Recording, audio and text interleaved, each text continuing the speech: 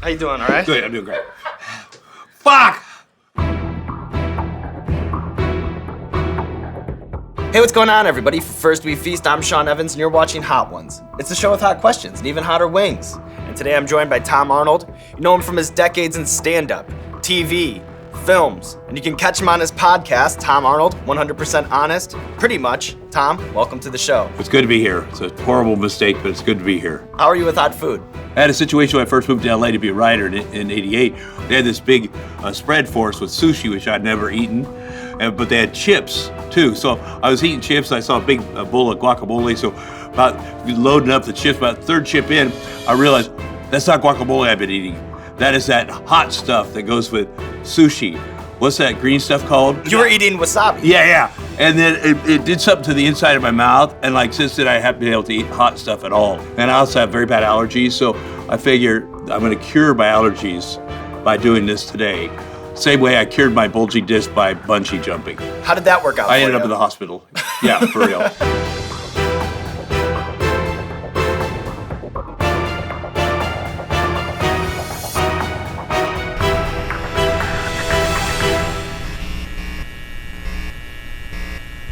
All right, so the first one's sriracha. Sriracha's Right here. no big deal. Right off the bat going ham, Tom. Uh-huh.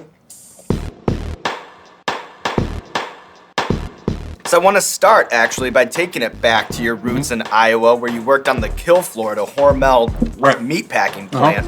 You know, you got to make your own fun in there. Otherwise, it's a pretty sad situation, pretty desperate. Doing stuff like eating contests or eating hot stuff or red boning people, which is you dip a hand bone in blood and then we all wore white uniforms and then you go up the crack of somebody's ass and put a red thing up there. And then you were also a bouncer at the University of Iowa, is that right? Yeah. What was your move if you discovered a fake ID? It depends on if it was a boy or a girl. What if it was a girl? They're in. But also, we'd fight the football players, who are huge 300-pound guys, and then in Iowa, it was big on wrestling. There'd be 112-pound guys that could kick our asses. Yeah, you got to be careful Right. because if they can shift weight Oh my or God. whatever, they can take you out. Don't underestimate. Like a 300-pound guy, you get hit him in the knees, you get him down. But those little wrestlers, They have they'll kill you. technique. Watch for their ears. If their ears are all fucked up, you know, Don't mess with them. Don't mess with them. I start sweating soon. Why do you think Shaquille O'Neal called you the worst neighbor in Beverly Hills history? I think he was making a joke because I know he loved me. It was so exciting when he played for the Lakers, you know, because we had a homeowners association. You couldn't have anything different in your yard except he had a big Superman light that was 2 stories tall. Nobody else could have that. And growing up in Iowa, when your team played, you know, the neighborhood would come out into the street and celebrate. But here in Beverly Hills, you don't even know your neighbors. But when the Lakers played, when Shaq was living there, man, we came out into the street. It just was that feeling you had of the small town, you know. It was important, and I love him. It's hot.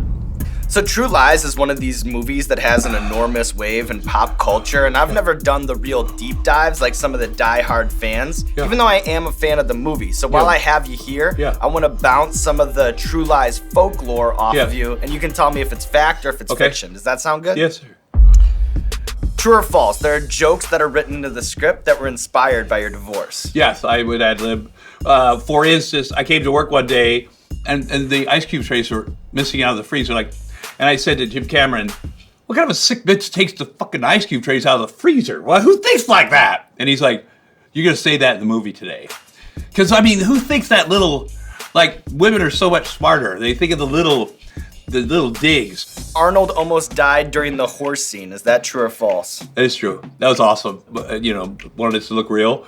So instead of the stuntman, he wanted to ride it. We were shooting in a park in Georgetown, you know, there by Washington, D.C. And I could see that horse was done being ridden. And so it stopped, and he went over the front, and it was the funniest thing ever. No one wanted to cast you except for James Cameron. Right. Is that true or false? Absolutely true. And when he told Fox, because it was the most expensive movie ever made at the time, great news, I found the third guy after Jamie Lee and Arnold. We can start filming True Lies. They're like, that's fantastic news, Jim. Who is it? He said, it's Tom Arnold. They're like, that's terrible news. And he said, why? They said, don't you read the tabloids? He's a crazy person. He said, no, I don't read the tabloids, but I wrote this movie. He's the guy. And they're like, well, we can't approve Tom Arnold for this movie. And Jim Cameron said, that's too bad because I really wanted to make the movie here at Fox. Now I'm going to walk across the fucking street and make it at Paramount. And they were like, okay, we'll give him a chance. So, but I didn't know. So every day when the Fox guys came to the set, I was like high-fiving them for, you know, loving me, and they hated me.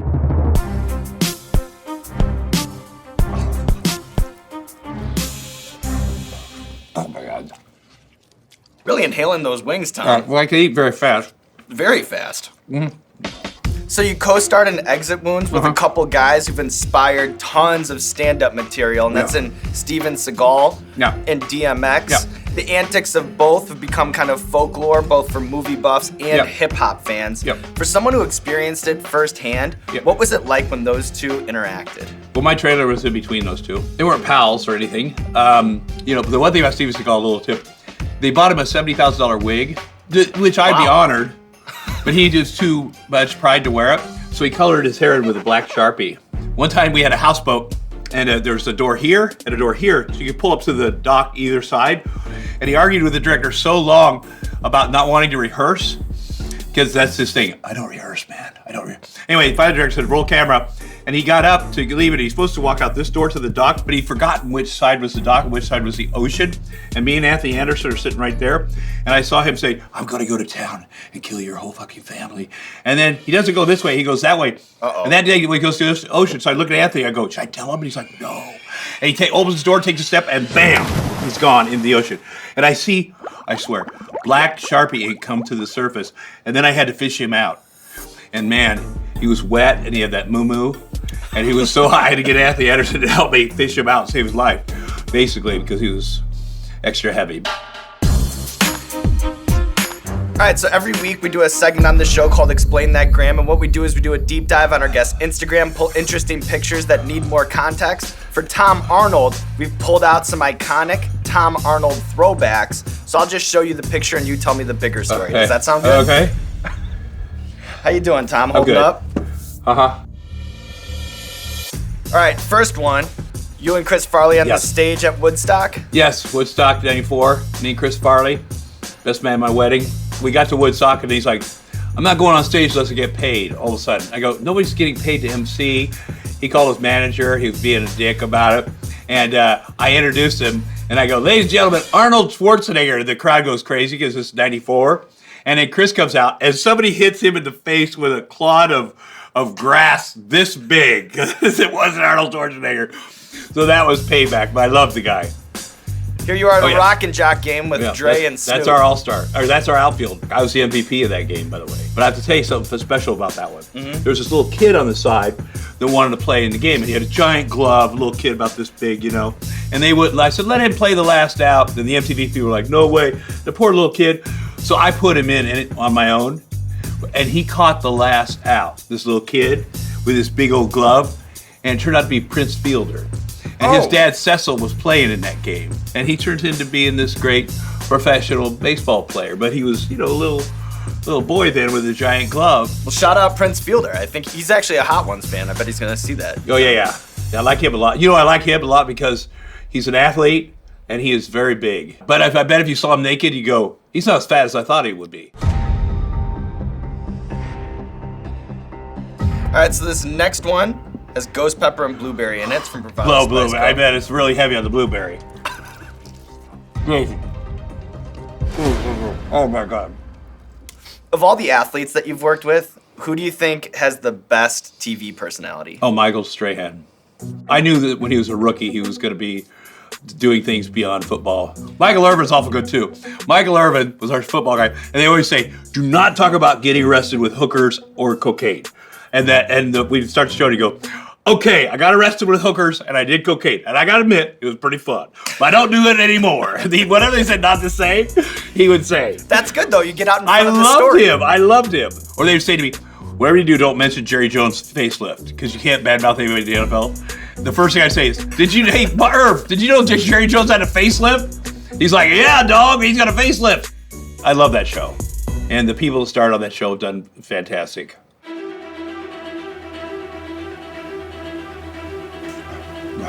So people eat this to enjoy it? I don't know. Like this sauce, Yeah. This is sorry. Flavor, but it's a little. Like, this burned on the outside of my lips.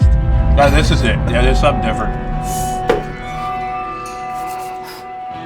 So I want to go from an on-air gag to probably the realest thing I've ever seen you do on TV, and that is when you went to the Comedy Central roast of your ex-wife, Roseanne, and actually cooked her on the roast. Right. The week of, I get a call. Well, she wants you to dress up like a waiter and serve her a drink during the show, and that's it. I go, really? Well, I would have told her that's stupid, and she would have said, fuck you, and I would have said, fuck you, and that would have been the end of it, and it wouldn't have happened. It's a good thing that I didn't take her call then Wednesday. Actually, now, she wants you to come out and make fun of the other people on the dais, turn to her, give her a fist bump, and then leave. And I said, oh, so I come to the Roseanne roast, Tom Arnold. Right. I don't address her, but I address these other fuckers. And they're like, yeah, it'll be great. I go, that's stupid, and people will be pissed. I'm not doing that. And I'm glad she didn't call, because whatever. Thursday, like, anything you want. And so I called my lawyer, and he goes, well, we got restraining orders against both of you. We got this thing, your divorce is so complicated. If she says something about your penis, then she owes you $100,000. If you say something about her vagina, you owe her $100,000. Anyway. But that was it. It went as well as it could go. That's all I'm going to say. I think I touched my eye after I touched this. Okay, by this eye here. Okay. Uh-oh. That's fine. I know. The bad move. Okay, let's keep going. So this next one is the bomb. Yeah. Insanity. Yeah. Yeah. That's right. I don't even why. Oh, God. Why do people? What's in this? Battery acid, I think. Yeah.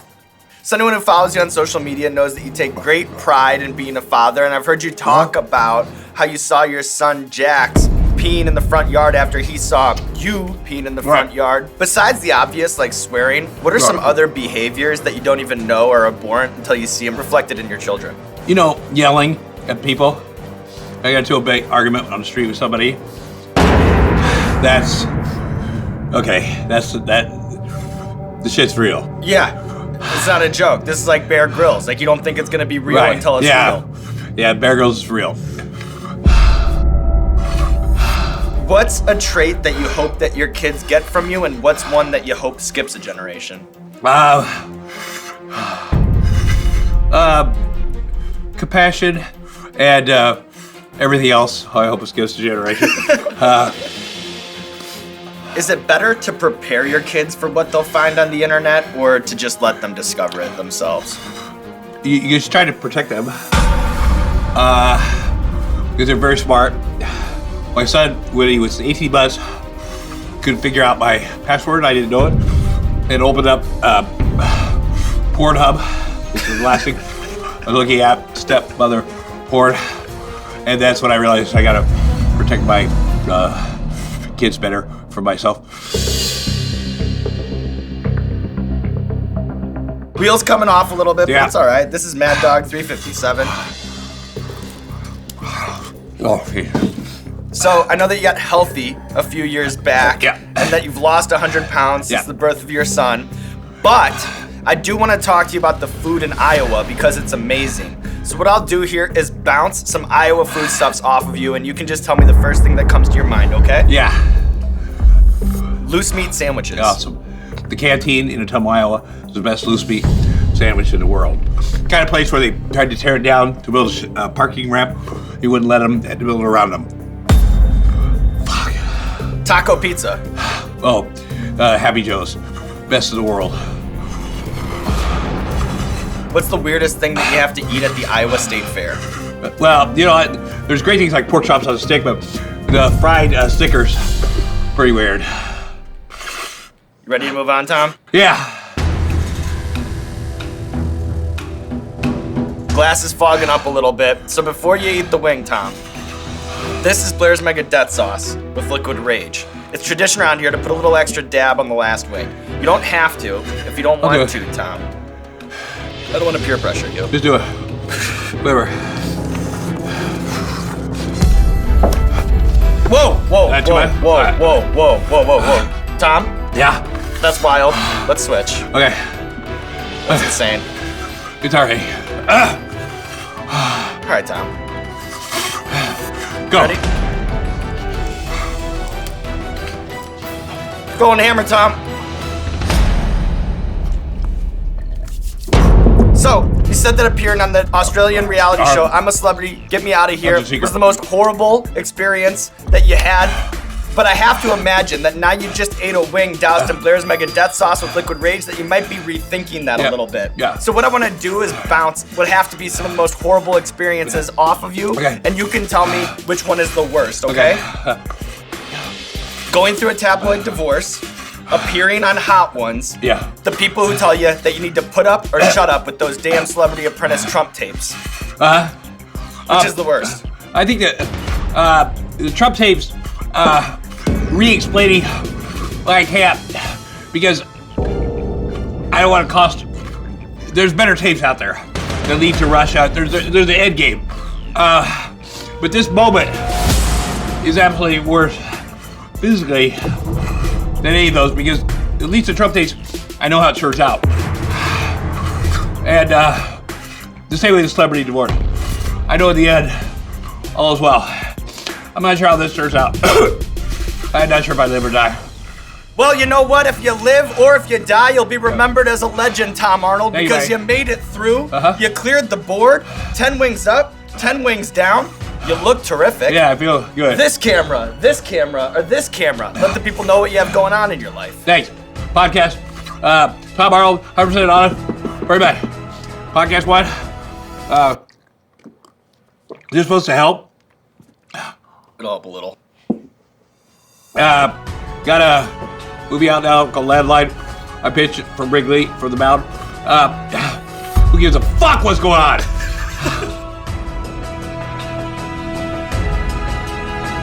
How you doing, all right? Good, I'm doing great. Fuck! You brought your own bandana. Prepared. Hey, what's going on, Hot Ones fans? If you liked the video, maybe meet us halfway. Throw us a subscribe. If you didn't like the video, don't subscribe. I don't want you. I don't want you in the tent. But if you like the video, subscribe. Thank you very much. I appreciate you. I love you. More than a friend.